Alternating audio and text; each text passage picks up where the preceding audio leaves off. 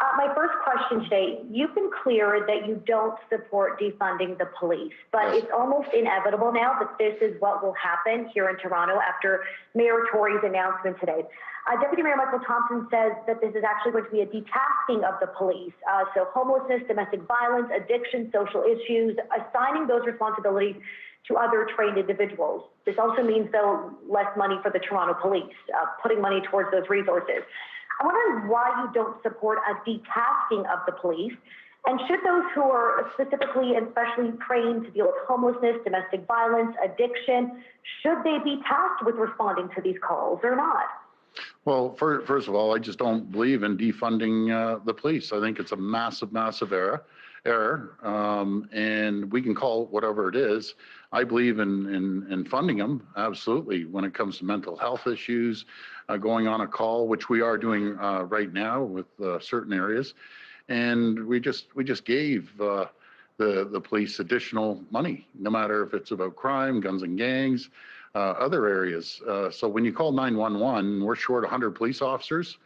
You know, like you got to be kidding me. Let's increase funding for areas of community outreach.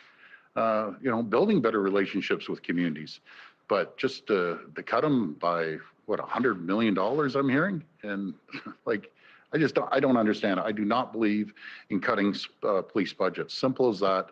I believe in increasing them and supporting them when it comes to, again, community outreach and other areas, be it mental health issues on a call. Yeah, are they not trained for that? I agree. There should be better training for the police in those situations and bringing someone, an expert, along with them.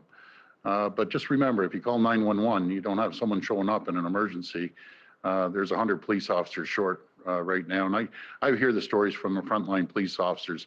Downtown, there might be 3 or 4 cars sometimes in all of downtown. You know, do you want that? I don't want it. And I'll tell you one thing, I guarantee you the vast majority of the people, when you call 911, you expect the call to be answered. You expect the police to be there like ASAP, depending on what the 911 call is about. Follow-up? Premier, I'm just wondering, because Mayor Tory, what he said today, we've heard this from many people in the community. Mayor Tory said you cannot say that it is a system that is working when we have seen very recently instances of people in distress, police are called, and that person ends up dead. Now, we don't know all the details of some of these more recent cases yet, but I think everyone would agree that when you call police and someone is in mental distress, medical distress, in a crisis situation, how are people ending up deceased? Well, you know something, you make a very valid point, and that's where we need extra strengths with the police. We need more funding for issues if they go on a call, and if it's a mental health call and someone has an issue, just like you're seeing in Brampton right now. They have their team there. And yes, that's not a problem, but simply you tell the police you're cutting 10% and reallocating it somewhere else. Guess where they're getting it from? They're going to cut 100 police officers off the streets.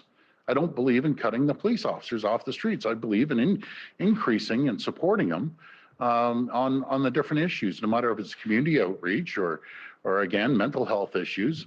But you just don't cut frontline police officers, and that's what will end up happening. I'm not saying he's wrong. What I'm saying is you don't cut police. Ask for increased funding. Ask the feds. We gave a ton of money when it came to guns and gangs. I'll pitch in too. But let's get the feds involved, the province involved. But I do not want to see frontline police officers cut.